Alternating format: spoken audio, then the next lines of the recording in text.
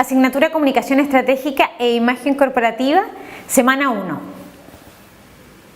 Hola, bienvenidos a esta semana. Vamos a profundizar dos aspectos muy interesantes. Primero, el concepto de las relaciones públicas y luego un poco de la historia de cómo se ha ido construyendo esto de hacer relaciones públicas en el ámbito público-privado. Primero, es importante considerar un elemento fundamental. Las relaciones públicas, dentro de su concepto, buscan lograr aceptación y comprensión del público. ¿Sobre qué? Sobre lo que la organización es y obviamente sobre lo que comunica. Considerando eso, cada vez que ustedes piensen en realizar un trabajo, cada vez que ustedes estén analizando un caso, consideren esto. Segundo aspecto importante, las relaciones públicas son un esfuerzo deliberado, es decir, intencionado, planificado, es decir, yo he desarrollado una serie de anotaciones, yo he pensado lo que voy a hacer, incluso cuando lo anoto digo mi paso 1, mi paso 2, mi paso 3, es decir, no es algo accidental. Y finalmente es algo sostenido en el tiempo. ¿Qué significa eso? Que no se trata solo de una acción, sino que son varias. El tercer aspecto, que también es importante, tiene que ver con evaluar la actitud del público. ¿Qué significa? Tengo que poner el ojo inmediatamente en quién me está viendo, en quién me está escuchando, en las personas a las cuales yo quiero llegar. Y tengo que constantemente estar viendo qué es lo que está pasando con ellos, qué percepción tienen de la organización y quiénes son, cuáles son sus características, para lograr así yo poder desarrollar buenas estrategias de comunicación. Finalmente, el cuarto aspecto tiene que ver con la creación de la imagen corporativa de la organización.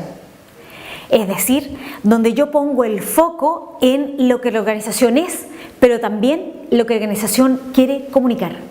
Y tiene que ser coherente. Yo no puedo tener una organización que es una cosa, pero que quiere comunicar algo absolutamente distinto, porque en algún momento esa audiencia, ese público que me está viendo, que me lee en los diarios, que me ve en la televisión, que revisa información acerca de mi organización en las redes sociales, qué sé yo, en los medios digitales, se va a dar cuenta de esa incoherencia. Entonces, pongamos mucha atención porque cada una de las definiciones de relaciones públicas que ustedes van a profundizar en esta asignatura tienen que ver con esos cuatro aspectos que yo les acabo de mencionar. Veamos ahora cuáles son las palabras claves entonces de las relaciones públicas. Primero, deliberado, es decir, es algo que no es accidental, yo lo hago con un objetivo. Segundo, sostenido, que significa que es permanente en el tiempo, que no se trata solo de una acción. No se trata de que yo solamente trate de publicar una vez en los medios de comunicación o trate de comunicarme una vez, que si yo con un público específico que estoy afectando, sino que tengo que hacer un trabajo sostenido en el tiempo, permanente. Además de eso, es importante, las relaciones públicas están relacionadas fundamentalmente con la función directiva. ¿Qué significa eso?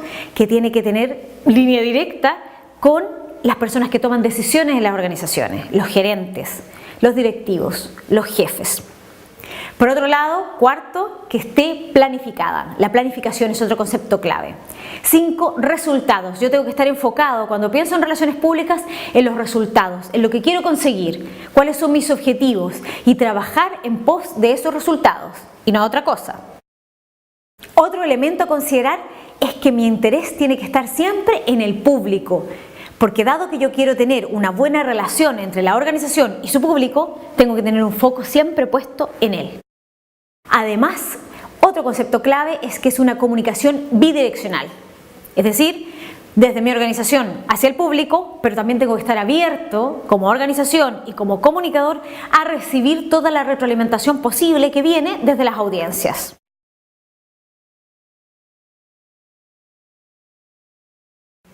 Entonces, si ya vimos cuáles eran esos factores esenciales de la definición de relaciones públicas y vimos esas palabras clave que nos ayudan a llegar a la definición de relaciones públicas, vamos a ver cuáles son las funciones de las relaciones públicas.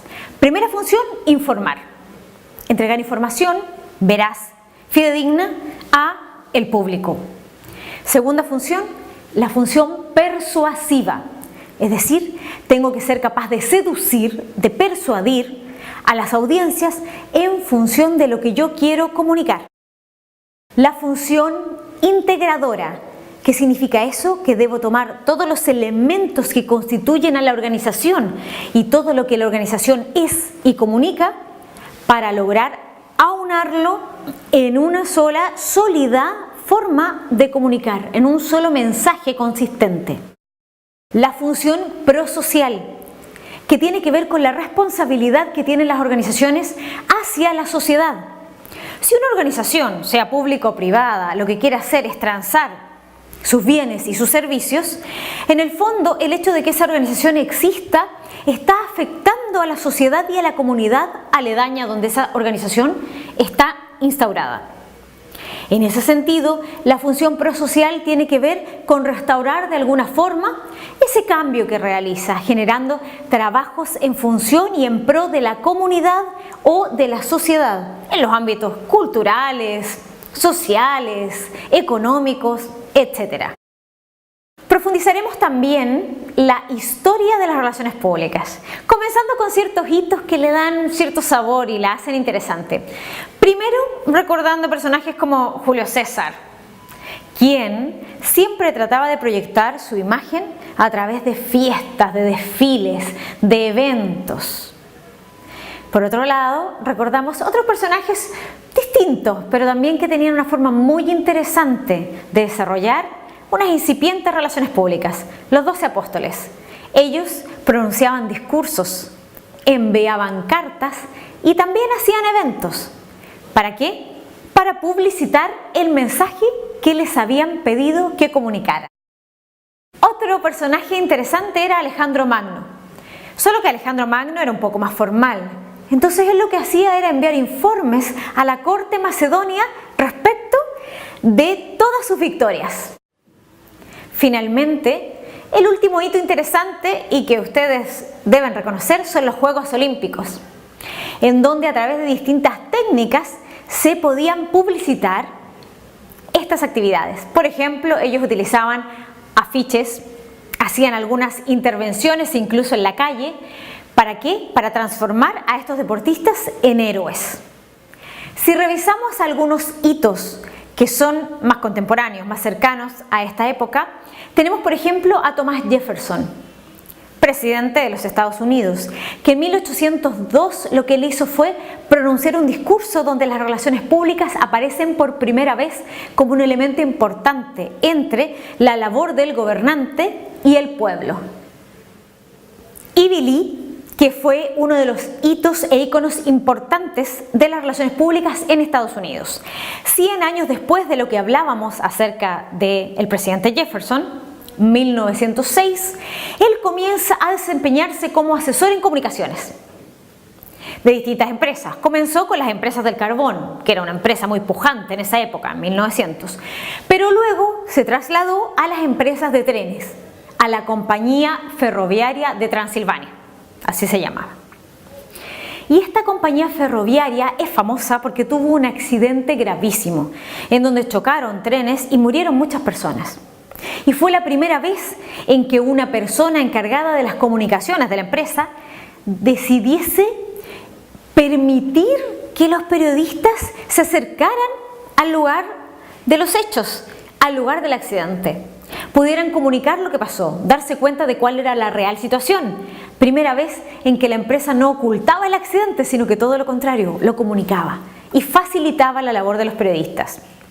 De más está decir que dice el mito urbano que después de que los periodistas cubrieron todo esto y vieron qué es lo que estaba pasando y tomaron notas, sacaron fotografías, fueron a ayudar a las personas porque en realidad habían muchos heridos y obviamente también muchos fallecidos. Otro de los personajes importantes de las relaciones públicas en Estados Unidos se llama Edward Bernays. Él fue una de las personas importantes, ustedes me dirán ¿por qué? porque él fue la primera persona que hizo una cátedra de relaciones públicas en una universidad. Y, qué más decir, en la Universidad de Nueva York.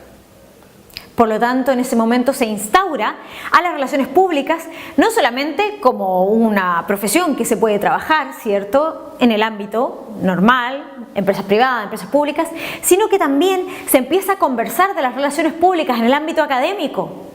Es decir, podemos reflexionar de cómo se está ejerciendo la profesión.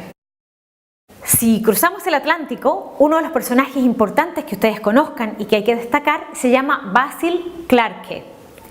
Basil Clarke fue un personaje que crea el primer código de ética de las relaciones públicas y que instaura en eso una forma distinta de trabajar. Ya la persona que trabajaba en relaciones públicas no podía hacer cualquier cosa, porque él nos entrega un marco, ¿cierto?, moral, ético, de cómo yo me tengo que desempeñar cuando trabajo en las relaciones públicas. Finalmente, me gustaría que habláramos un poco de Chile. El primer departamento de relaciones públicas instaurado en Chile fue en 1952, en una empresa que en esa época obviamente tenía una de los rubros más pujantes económicos, el cobre, de la Braden Cooper Company.